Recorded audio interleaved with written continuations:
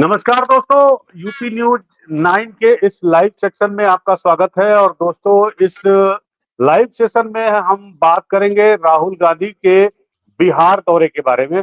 उनके 4 महीने में संभवतः ये 5वां दौरा है बिहार का। और इस दौरान जो है वो कांग्रेस को एक नई दिशा देने के प्रयास में जुटे हुए हैं। हालांकि राहुल गांधी के हर बिहार दौरे के साथ कुछ कुछ कंट्रोवर्सी भी उभर कर सामने आ जाती है। और जो आज की तारीख में सबसे बड़ी कंट्रोवर्सी उभर कर सामने आई है वो ये है कि राहुल गांधी बिहार तो जा रहे हैं, लेकिन उनके साथ उनके गठबंधन के सबसे बड़े सहयोगी तेजस्वी यादव या उनकी पार्टी का कोई बड़ा नेता उनके साथ मंच पर सहभागिता नहीं करता या दिखाई नहीं देता। तो हमारे साथ बातचीत करने के लिए कांग्रेस के बिहार के प्रवक्ता ज्ञान रंजन जी मौजूद है। ज्ञान रंजन जी, बहुत बहुत स्वागत है आपका। और साथ ही साथ हमारे साथ मौजूद हैं निहोरा प्रसाद जी, जो कि जेडीयू के प्रवक्ता हैं पटना से। सर, आपका भी बहुत बहुत स्वागत है। तो सबसे पहले मैं शुरू करना चाहूंगा ज्ञान रंजन जी से। ज्ञान रंजन जी, ये बताइए कि राहुल जी का जो आज दौरा है उसमें क्या क्या खास बातें हैं, कुछ हमारे दर्शकों को पहले आप बता दीजिए, फिर आगे की बहस करते हैं। जैसा अनूप जी आपने कहा कि नेता प्रतिपक्ष राहुल गांधी की बिहार में ये 5वीं दौरा है। और इस दौरा में सबसे अहम बात है कि आज जो बिहार कही जाती है मोक्ष और ज्ञान की धरती जानी जाती है, तो आज गया में वो आ रहे हैं। और गया एयरपोर्ट से वो सीधा दशरथ मांझी जी हैं, उनके स्थल पे जाएंगे, वहाँ उनको माल्यार्पण करेंगे और फिर उनके गांव गेलेरू जाएंगे, जहाँ पे उनके परिवारों के साथ मिलके बातचीत करेंगे और कुछ अपनी दुख सुख जो भी है उनकी बातों को सुनेंगे, शेयर करेंगे, चाय पानी चलेगा। उसके बाद बाई रोड और राजगीर आएंगे, जहाँ पे जो इंटरनेशनल कन्वेंशन सेंटर है वहाँ पे अति पिछड़ा महासम्मेलन के लोगों से संवाद करेंगे, संविधान सुरक्षा बैनर के तले। वो अति पिछड़ा फोकस करके इन्हीं समाज के लोग विषय में बात करने आए हैं, उनसे बातचीत करेंगे, उनकी बातों को बताएंगे, उनकी राजनीतिक हिस्सेदारी की बातों की करेंगे, जहाँ आज उनकी क्या के बारे में बात करेंगे। और बहुत सारी बातें चर्चा पे जो करते आ रहे हैं उसी में आयाम होगा। वह फिर राजगीर से बाई रोड से वापस हो गया फिर आएंगे। गया आने के बाद महिलाओं के साथ उनका एक संवाद कार्यक्रम रखा गया है। जैसा कि आप सभी को जानकारी है कि बिहार में माई बहन मान योजना ऑलरेडी हम लोगों ने लॉन्च कर चुका है। तो ये जो बिहार की शक्ति, जो हमारे नेता राहुल गांधी जी कहते हैं, जो महिलाएं हैं उन्हें शक्ति का नाम देते हैं और कहते हैं कि बिहार की जो शक्ति है उन महिलाओं को सशक्त करने की बात कही जाएगी। क्योंकि पूरे देश के निर्माण में हमारी जो महिलाएं हैं उनकी भागीदारी बहुत ही अहम है। वो देश के भविष्य को निर्माण करती है, चाहे उनके बेटे के रूप में हो, चाहे घर संभालने के रूप में हो। तो इसीलिए हमारे नेता प्रतिपक्ष राहुल गांधी जी बिहार की शक्ति योजना, जो माई बहन योजना है, उसके तहत महिलाओं से संवाद करेंगे। उसके बाद वो महाबोधि टेम्पल का दर्शन करेंगे और पुनः वापस वो अपने दिल्ली के लिए ये उनका। सर, आपने बताया उनका संक्षिप्त प्रोग्राम काफी महत्वपूर्ण प्रोग्राम उनका रहा है, अगर चुनाव के मद्देनजर देखा जाए तो। लेकिन इसके साथ साथ जो आपके अपोनेंट है बिहार में, उनका ये कहना है कि बिहार में आपका गठबंधन तेजस्वी यादव की पार्टी से है, आरजेडी से है।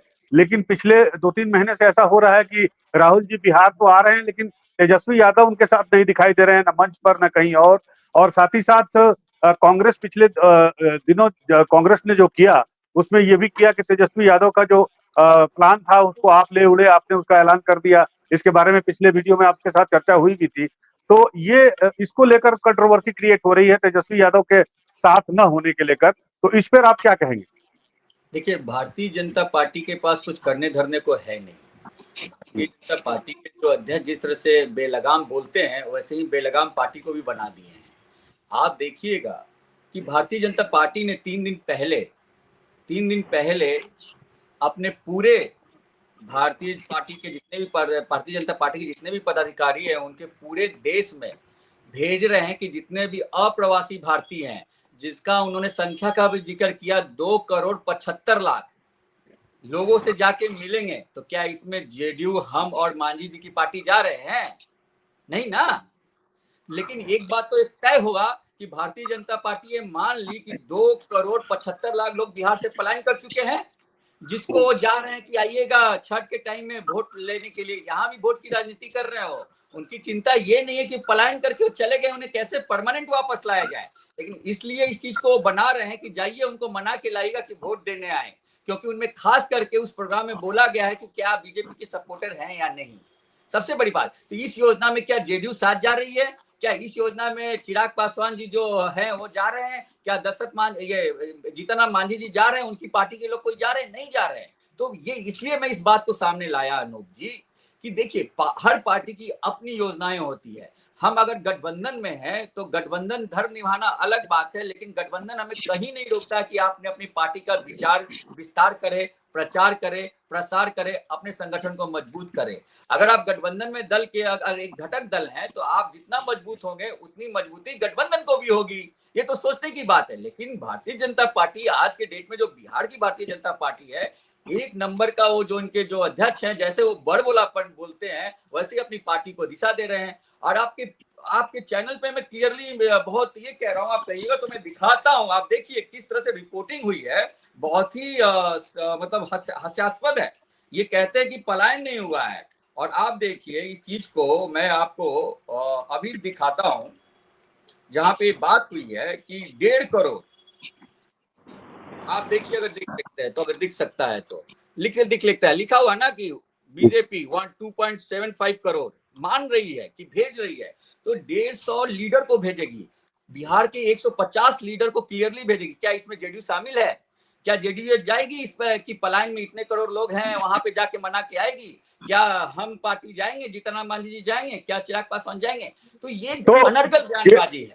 जी जी, तो देखिए जेडीयू के भी हमारे साथ, जी जी बोलिए एक, बोलिए एक, एक बोलिए। तो कंप्लीट कर देता हूं एक लाइन। देखिए ये क्यों बोल रहे हैं, भारतीय जनता पार्टी का लॉजिक सही है। उनका एक डीएनए है ना, पहले तो उनके पूर्वज डिवाइड एंड रूल में विश्वास करते थे, अभी उनके जो अनुयायी हैं डाइवर्ट एंड रूल में विश्वास करते हैं। कितनी बड़ी बिहार में लॉ एंड ऑर्डर का क्या हाल है आप जान रहे हैं। स्वास्थ्य विभाग का तो आप नाम ही नहीं पूछे। पता नहीं ऐसा क्या है आईएएस ठाकुर में कि जिससे भारतीय जनता पार्टी और सरकार के लोग डर रहे हैं कि सेवानिवृत्त होने के बाद भी उसको एक्सटेंशन पे एक्सटेंशन दे रहे हैं। आखिर क्यों? किस तरह से बिहार में अत्याचार, लॉ एंड ऑर्डर डिसऑर्डर हुआ, सब जान रहे हैं, डेली न्यूज़पेपर में आ रहा है। तो इस पे काम नहीं कर रहे हैं। तो भाई दोनों राहुल जी आ रहे हैं तो अकेले प्रोग्राम कर रहे हैं, तेजस्वी जी अकेले प्रोग्राम कर रहे हैं। अरे भाई तुम भी तो अकेले कर रहे हो। ये सिर्फ बिहार की तो जनता को आइए इस सवाल का जवाब हम पूछ लेते हैं निवारा प्रसाद जी से। निवारा जी जेडीयू के प्रवक्ता हमारे साथ मौजूद। निवारा जी, ये तो आरोप लगा रहे हैं कि भाई हर पार्टी को अधिकार है चुनाव में अपनी बातें रखने का, जनता से अपनी बातें कहने का। तो राहुल गांधी अगर कांग्रेस की बातें वहां रख रहे हैं या कांग्रेस वाले अपनी बातें रख रहे हैं, अपने प्रोग्राम रख रहे हैं, तो इसमें बुराई क्या है? आपको इसमें क्या बुराई लगती है? क्यों आप लोग कह रहे हैं कि जो महागठबंधन है उसमें आपस में अब तालमेल नहीं रहा? ये देश सबका है, और जो पॉलिटिकल पार्टी के लीडर हैं देश के किसी हिस्से में जा सकते हैं, अपनी बात रख सकते हैं, उसमें हमारा कोई एतराज नहीं है। एतराज इस मायने में है कि जो आप जमीन बिहार में खोजने का काम कर रहे हैं, वो जमीन बिहार में नहीं मिलेगा। चाहे आप दलित से मिलिए, चाहे अति पिछड़ों का से संवाद करिए, चाहे दशरथ मांझी जी के घर पर जाइए। देखिए सुजीत जी, कई दशकों तक बिहार और देश में कांग्रेस की सरकार रही है, और कांग्रेस की सरकार ने किस प्रकार दलितों, पिछड़ों के साथ हकमारी की है, उसके हक को नहीं देने का काम किया है, ये बिहार के लोग जानते हैं। सामूहिक हत्याएं दलितों के किसके राज में हुआ? नीतीश कुमार के राज में तो 20 वर्षों में सामूहिक नरसंहार नहीं हुआ। कांग्रेस के राज में हुआ, आरजेडी के राज में हुआ, जिसके समर्थन से ये आरजेडी, लालू यादव, राबड़ी देवी जी सरकार चला रहे थे। तो बताइए, जिसके राज में जब सरकार में ये लोग आते हैं तो न इनकी चिंता दलितों के लिए रहता है, न पिछड़ों के लिए रहता है, न किसी के लिए रहता है। जब सत्ता से हट जाते हैं तो ये सत्ता से हटने के बाद जब चुनाव माथे पर आता है तो ये सारे लोगों का राग अलापना शुरू कर देते हैं। दूसरा पक्ष जो आपने चर्चा किया, जो बोल रहे थे कांग्रेस के प्रवक्ता जी कि यहाँ कहाँ जेडीयू जाता है, और ये बिहार में जब भी प्रधानमंत्री जी या गृह मंत्री जी आए, सारे पॉलिटिकल पार्टी के लोग साथ में रहे। और यह भी इनको जानकारी दे दें कि इसके पहले बिहार के प्रत्येक जिलों में, जितने जिले हैं, सारे जिलों में पांचों दलों के अध्यक्ष मिलकर विशाल सम्मेलन, कार्यकर्ता सम्मेलन किया। ये एकजुटता का प्रमाण है। लेकिन इनके महागठबंधन में क्या है, ठीक ही आपने सवाल उठाया कि तेजस्वी यादव रूठे हैं कि कांग्रेस हमको सीएम का चेहरे घोषित कर दे, कांग्रेस रूठा है कि हम अपनी जमीन तैयार करेंगे। ये आपस में खींचातानी है। ये कोई छुपी हुई बात नहीं है।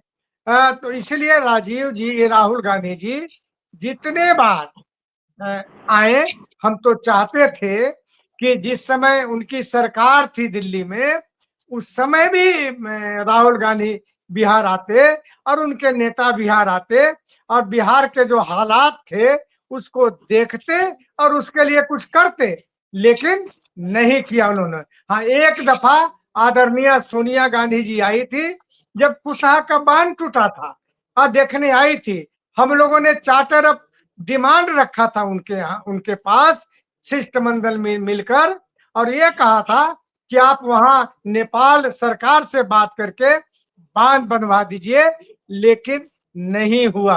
हमने ये मांग किया था कि बाढ़ को आपदा घोषित करा दीजिए। भाषण में तो आपदा कहा गया, लेकिन आपदा का जो प्रोविजन है उसको लागू नहीं किया गया। तो एक कांग्रेस का हालत है। और जो पैसे 11,000 करोड़ दिए गए बाढ़ के बाद, वह पैसे भी सरकार द्वारा मांगे गए बिहार सरकार से कि आप पैसा लौटा दीजिए। कितना बिहार के प्रति इनका श्रद्धा है और ममता है, इन चीजों से ही जाहिर होता है कि एक बार भी बिहार के विकास का सवाल इन्होंने नहीं उठाया। और 2005 के बाद देखिए आदरणीय नीतीश कुमार जी ने किस प्रकार बिहार के विकास, चहुओर क्षेत्र, लॉ एंड ऑर्डर की बात उठा रहे हैं। वो बताइए, यानी इतने बड़े बड़े कांड हुए इनके शासन काल में, जिनके समर्थन से इनकी सरकार चल रही थी। गाड़ियों में राइफल लेकर नाली में खिड़की से बाहर निकालकर किसके काल में चला करता था? किसके काल में उच्च न्यायालय के चीफ जस्टिस ने राज्यपाल को पत्र लिखकर कहा कि मेरे जान की खतरा है, आप सुरक्षा मुझको दीजिए, अगर मुझको कुछ हो जाता है तो मेरे परिवार को कलकत्ता भेज दीजिएगा। किसके काल में हुआ था? किसके काल में मुख्यमंत्री ने कहा कि हमारे जान का भी खतरा है? किसके काल में हुआ? किसके काल में मंत्री हिंद केसरी यादव ने गृह राष्ट्रपति को पत्र लिखकर कहा कि मेरे और मेरे परिवार की रक्षा की जाए? किसके काल में फ्लैट में बैठे अशोक सिंह की हत्या कर दी गई सवेरे सवेरे? तो ये जो कानून व्यवस्था की बात सवाल उठाते हैं, तो लगता है मेन इन ड्राइव नहीं घूमने जाते हैं। लालू यादव जी जाते हैं आदरणीय मेन इन ड्राइव घूमने प्रत्येक दिन। वहां 12-1 बजे रात में आप देखिए कि किस प्रकार लोग घूमते हैं, माँ बहन बेटी बहन सारे घूमते हैं। इसलिए लॉ एंड ऑर्डर पर सवाल उठाने का प्रश्न ही नहीं उठता है। दूसरी जी बात, जी जी। सुजीत जी एक सेकंड, पलायन की बात चर्चा किया। आजकल विपक्ष के लोग पलायन की बात करते हैं, जबकि बिहार में पलायन घटे हैं, रोजगार मिलने लगे हैं, नौकरी मिलने लगे हैं, कई व्यवस्थाएं हुए। पलायन का सूत्रधार कौन है बिहार में? कांग्रेस और आरजेडी दोनों के काल में जो उग्रवाद जिस प्रकार पनपा, किसान खेती करना बंद कर दिया, रोक दिया गया कि किसान खेती ना करे। खेती जब नहीं हुई तब मजदूर क्या करेंगे? दूसरे राज्य में, दूसरे जिले में जाकर काम करने लगे। व्यापारियों को पलायन किसने कराया? डॉक्टरों को किसने पलायन कराया? अधिवक्ताओं को किसने पलायन कराया? यानी पलायन कराने का सूत्रधार कांग्रेस और आरजेडी दोनों रहा है।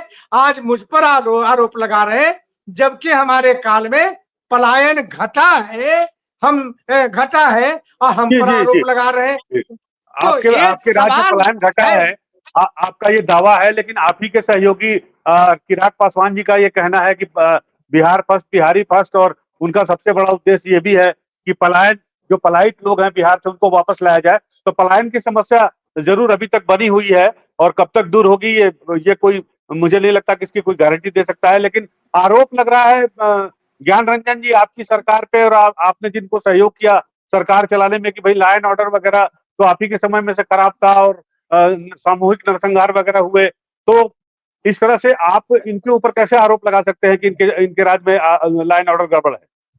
देखिए अनूप जी, प्रॉब्लम क्या है ना, आज के सत्ता दल के लोगों को हर बात पे इतिहास में चले जाते हैं। ये तो शुक्र मनाइए कि सीता जी को ये नहीं बोल रहे कि सीता जी क्या धरती में घुस गई, वो भी नेहरू जी पे ही इल्जाम लगा देंगे। जिस बिहार की ये बात कर रहे हैं, पता नहीं चले गए, उस बिहार में कांग्रेस ने ही पंचवर्षीय योजना के तहत इंडस्ट्री का जाल लगा दिया था। जिस कांग्रेस पे ये तोहमत लगा, कुछ नहीं किया।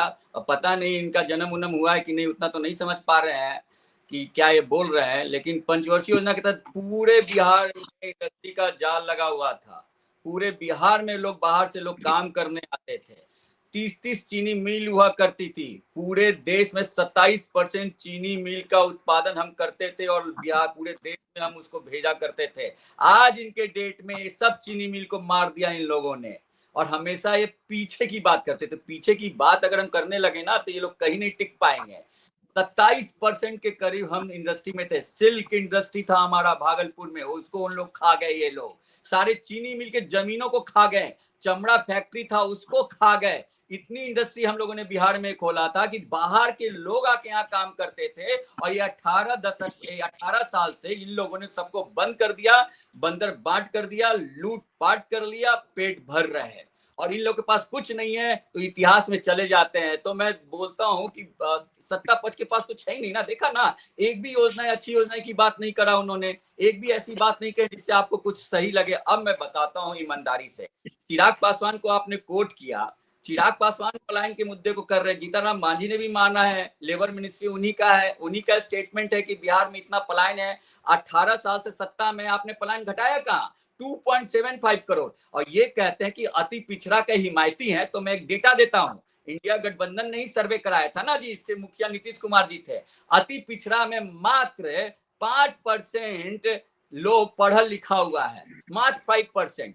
13% के करीब मात्र प्राइमरी एजुकेशन कंप्लीट नहीं किया है। ये 18 साल में अति पिछड़ा का तरक्की है। ये मात्र 0.031% डॉक्टर है, मतलब 14,000 डॉक्टर है खाली। ये अति पिछड़ा का खाली बता रहा हूं, अति पिछड़ा का भी नहीं, सिर्फ अति पिछड़ा का 14,000 कुछ डॉक्टर है पूरा अति पिछड़ा समाज में, जिसमें 112 जातियां आती है। अति पिछड़ा में टोटल 112 जातियां है, जिसमें 14,000 डॉक्टर है। 0.031% इंजीनियर है। 64,000 खाली डॉक्टर है, इंजीनियर है पूरे बिहार में।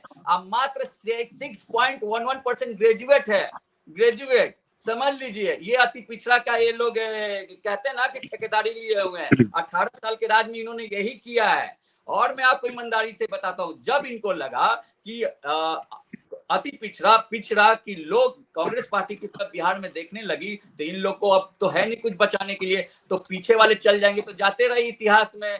सीता जी के बारे में भी ये बोल ही रहे हैं कि नेहरू जी थे उस समय, इसलिए सीता जी धरती में समा गई। तो ये लोग इतिहास की बात करते हैं। असल पिक्चर देखिए, पूरे समाज में जो पैसे की बात है, 94 लाख परिवार हैं अनूप जी, जो सभी जाति धर्म के हैं, जो गरीब हैं, उसमें 58 लाख, मैं फिर बोल रहा हूं, 94 लाख परिवार में से 58 लाख परिवार पिछड़े और अति पिछड़े के हैं।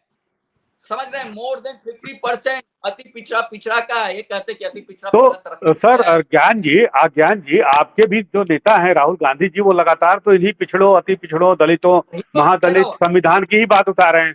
आप बिहार में जो है, मैंने बहुत कम सुना है आपके बड़े नेताओं के मुंह से कि बिहार के विकास के मुद्दे पर वो कुछ मुखर होकर बोल रहे हो। हमेशा जातीय जनगणना, संविधान, पिछड़ा, दलित, अति पिछड़ा, तो हर बार की तरफ बिहार का चुनाव भी तो इस बार उसी ओर जा रहा है ना, जाति की ओर जा रहा है। आप चीज को गलत कर दिए, आप ये ट्विस्ट कर रहे हैं। यहाँ मुख्य भागीदारी में लाने का, क्या ये विकास नहीं है? अगर अति पिछड़ा को जो जिसकी भागीदारी नहीं है उसको मुख्य धारा में लाना, यही तो पेट में दर्द है सामंतवादी लोगों को कि कैसे अति पिछड़ा, दलित और वंचित समाज के लोग मुख्य धारा में जाए। क्या ये विकास नहीं है? क्या महिला अगर मुख्य धारा में आती तो ये विकास नहीं है? क्या अगर एजुकेशन का स्तर हम बढ़ाते हैं वो विकास नहीं है? क्या आप बात कर रहे हैं अनूप जी कि हम विकास की बातें नहीं कर रहे हैं? हम क्या, विकास का मतलब रोड बना देना विकास होता है? और जिस रोड की दुहाई दे रहे हैं, ये यूपीए के टाइम में बिहार गवर्नमेंट ने राजीव गांधी ग्रामीण सड़क योजना के तहत उनका फंड दिया था और उस पैसे से सड़क का जाल बिछाया और क्रेडिट ये लेते हैं। यूपीए 1 की देन है, यूपीए 2 की देन है मनरेगा, यूपीए 1 की देन है मनरेगा, जहां पे छोटे छोटे समाज के लोग दूर दराज गांव में मनरेगा के पैसे की वजह से उनको सशक्त किया गया था, इंपावरमेंट किया गया था, उनको मुख्य धारा में लाने की कोशिश की थी। फिर से ये जो मोदी सरकार 2014 से आई है, मनरेगा का फंड कम कर दिया, जिससे गरीबों के पास आज पैसा नहीं है। जीएसटी के वजह से, गब्बर सिंह टैक्स की वजह से कितने जो व्यापारी लोग थे उनका दुकान बंद हो गया और भीख मांगने के लिए तड़प रहे हैं। मैं व्यापारी वर्ग से आता हूं अनूप जी, मैं जानता हूं उनका दुख दर्द की क्या बुरा हाल कर दिया है। हर तरह से किसी चीज पे भी नहीं रखा है, छोटे मोटे कारोबारी मर गए हैं, टूट गए हैं। और जो अति पिछड़ा समाज के जो कारोबारी होते जैसे नाई, बढ़ई, कानू, तेली लोग, चूड़ी लोग, जो छोटे छोटे जो लोग हैं, जो छोटे छोटे किराना का दुकान चलाते थे, आज भी वो मॉल वाले फैशन से या वी मार्ट जैसे फैशन से आने की वजह से उनकी कमर टूट गई है। और क्यों हो रहा है? इन लोगों ने इसको प्रोत्साहन दिया है। इनके पास कोई जवाब नहीं है कि इन्होंने अति पिछड़ा के लिए क्या है। इन्होंने सिर्फ देखिए नेहरा प्रसाद जी आप उस नाम पे राजनीति करके उन्होंने सिर्फ और सिर्फ उनका वोट लिया और शोषण किया है। लेकिन इंडिया गठबंधन अब तत्पर है उनको मुख्य धारा में लाने के लिए। अनूप जी, ये बातों से काम नहीं चलेगा। नेहरा जी देखिए, ये कह रहे हैं कि आपकी भी पार्टी या आपके जो आपका जो गठबंधन है भारतीय जनता पार्टी, उन्होंने अनाउंस कर दिया कि भाई 1 मार्च 2027 तक जातीय जनगणना का काम भी पूरा कर लिया जाएगा। एक मच अवेटेड जो डिसीजन था वो एनडीए की गवर्नमेंट में हो गया है। तो ले दे के घूम फिर के बात तो फिर वही जाति पर ही आ जाती है। तो इनका आरोप ये भी है कि भाई जो विकास इनके समय में हुआ वो विकास आप नहीं कर पाए और आप भी वही काम कर रहे हैं, जाति को लेकर ही आगे बढ़ रहे हैं। जातीय जनगणना का अनाउंसमेंट आपने करा दिया और आपको लगता है कि जाति फैक्टर जो है बिहार चुनाव में हमेशा से हावी रही है, इस बार भी हावी रहेगी, तो लिहाजा आपका फोकस भी उसी तरफ है। नहीं सुजीत जी, बड़ा अनूप जी अग्रेसिव रूप में कांग्रेस के प्रवक्ता ने अपनी बातों को रखा है। मैं इतना कहना चाहता हूं उनसे कि जो आपने कहा शिक्षा और नौकरी में अति पिछड़ों का, अगर तुलनात्मक बातें कहते कि कांग्रेस के राज में कितने अति पिछड़ा और दलित के लोग शिक्षित हुए, कितने प्रतिशत, और अभी जो हमारी सरकार चल रही है उससे कमा की बढ़ा, अगर ये आंकड़ा दिए होते तो सही लगता कि हाँ सही बोल रहे हैं। अरे साहब, जो आपके राज में जो दलित और पिछड़े के लोग माथे में तेल लगाकर चलता था, यह तो आप लोगों को बर्दाश्त नहीं होता था। यह बात मत कहिए। नीतीश कुमार ने दलितों के लिए, पिछड़ों के लिए, महिलाओं के लिए जो योजनाएं बनाया है, शिक्षा के लिए, रोजगार के लिए, आर्थिक उन्नयन के लिए, शायद ही कोई सरकार देश के किसी राज्य में ऐसा किया होगा, मुझको नहीं मालूम है। कांग्रेस क्या बोलेगा भाई? यानी 50 वर्षों तक पिछड़ों को आरक्षण केंद्र के नौकरियों में नहीं दिया, आयोग बने काका का लेकर उसको डंप कर दिया, मंडल कमीशन को लागू नहीं किया, आज पिछड़ों के हितैषी की बात करते हैं। 50 वर्षों का नुकसान जो पिछड़ों को आरक्षण नौकरियों में केंद्र में नहीं मिला, वो कौन भरपाई करेगा? क्या ये बता सकेंगे? कांग्रेस को कहीं किसी क्षेत्र में सुजीत जी कोई बोलने का नैतिक अधिकार इनके पास नहीं है। सिर्फ और सिर्फ राज किया इन्होंने, कोई गरीबों के काम नहीं किया इन्होंने। चलिए, आप लोगों ने बातचीत की, आखिरी सवाल आप लोग से पूछना चाहते हैं, वो जाति से हटकर है, और उससे मैं ये पूछना चाहता हूं कि महागठबंधन हो चाहे एनडीए है, आप दोनों लोग के पास रोड मैप क्या है? बिहार को पिछड़ा कहा जाता है, बिहार को गरीब प्रदेश कहा जाता है, बिहार से लोगों का पलायन होता है, पढ़े लिखे लोगों का भी होता है, अनपढ़ का भी होता है। तो आप दोनों के पास क्या रोड मैप है कि आगे आने वाले 5 साल में हम बिहारी, मैं भी पटना का रहने वाला हूं, तो हम बिहारी अपने बिहार को कहां देख पाएंगे? सबसे पहले मैं ज्ञान जी से पूछना चाहूंगा कि आपके गठबंधन के पास क्या रोड मैप है, फिर मैं निहोरा जी के पास आऊंगा, उनसे पूछूंगा कि इनके पास क्या रोड मैप है। तो ज्ञान जी आप पहले बता दीजिए जरा संक्षिप्त में कि क्या रोड मैप है। हमारी मैनिफेस्टो कमेटी ऑलरेडी काम कर रही है और मैं उस पर 3-4 मुद्दे हैं जो हम लोग उस पर काम कर रहे हैं। सबसे पहले फोकस करने वाले हैं कि बिहार को किस तरह से एकजुटता के साथ हम जो यहाँ का शिक्षा का माहौल है और जो जिस वजह से पलायन हो रहा है नौकरी, उसको उस पर बहुत बड़ा टास्क काम चल रहा है और हम उस पर कर रहे हैं। उस बहुत बड़ा मैनिफेस्टो में बहुत ही अच्छी चीजें निकल के आएगी, आप लोग कीजिएगा वो दिखेगा। दूसरी सबसे बड़ी चीज जो जिस तरह से सरकार सिर्फ पिछले आप देखेंगे कि जो इन्होंने नेम प्लेट किया है, नेमिंग किया है, यूपीए के टाइम में जो फंड आया था उससे काम किया है। जिस शिक्षा की बात कर रहे हैं ना कि दिया आरटीआई, राइट ऑफ एजुकेशन के तहत हमने वो इम्प्लीमेंट किया। ये मजबूरी थी इनके कि अगर ये शिक्षा में अटेंडेंस और बच्चों का प्रोविजन नहीं देते तो वो भी नहीं होता। साइकिल बांटने से वो भी केंद्र के पैसे से शिक्षा नहीं बढ़ती है। उसकी गुणवत्ता बढ़ाने के लिए उसका इंफ्रास्ट्रक्चर इसे नहीं बनाया जाता, उसके लिए इंटेंशन क्लियर होना चाहिए था। आज भी शिक्षा विभाग किस परिस्थिति में, आप देखिए सीधा है, हम युवाओं को तरजीह देंगे, महिलाओं को तरजीह देंगे, किसान की तरजीह देंगे, बिहार के डेवलपमेंट की बात करेंगे। ये हमारा सिंपल और क्लियर कट रोड मैप। आप निहोरा जी आप बता दीजिए, आप तो सत्ता में है, पिछले 20 सालों से सत्ता में है। सुजीत जी इतने वर्षों तक सरकार में थे, ये रोड मैप नहीं दिखता था उस समय, ये शिक्षा का विकास नहीं दिखता था, ये अस्पताल नहीं दिखता था इनको जो दुर्गति बिहार का था। आज जब जमीन खिसक गया तो शिक्षा की भी बात कर रहे हैं, अस्पताल की भी बात कर रहे हैं, कृषि की भी बात कर रहे हैं। इनको नहीं मालूम है कि बिहार में कृषि रोड मैप 2-3 रोड मैप बना और इससे किसानों का उत्पादन बढ़ा, आमदनी दुगना हुआ। यह मालूम इनको नहीं है, तो अब करेंगे भाई। मौका जनता ने दिया, उस समय क्यों नहीं किया? क्या उसके लिए आप माफी मांगेंगे देश की जनता से कि हाँ हमारे काल में हम नहीं कर पाए, हमको माफ कर दीजिए, क्षमा कर दीजिए? झूठी दलील देने से जनता पर कोई असर पड़ने वाला नहीं है। चलिए जी ऐड कर देता हूं। हाँ अनूप जी किसानों की आमदनी की जो बात कर रहे हैं, यूपीए 1 ने एमएसपी का रेट दुगना किया था, शायद उनको याद नहीं है। उसी समय इनकी सरकार आई थी 2005 में। अगर इनको ये जानकारी नहीं है तो केंद्र के पैसे से ही वो पैसे को दिया गया। आज 2014 के बाद जो एनडीए की सरकार है, पैसा तो अभी तक पिछले राज्यों का रख लिया आपने हमको, हमारा 2022 तक 9,000 करोड़ रुपया रख लिया आप लोगों ने। पक्का मकान कहाँ गया ये वादे? 2,75,00,000 तो पलायन है, इस पे तो ये लोग कुछ बोलेंगे नहीं। फिर सीता जी पे चले, 9,000 करोड़ आपने नहीं दिया।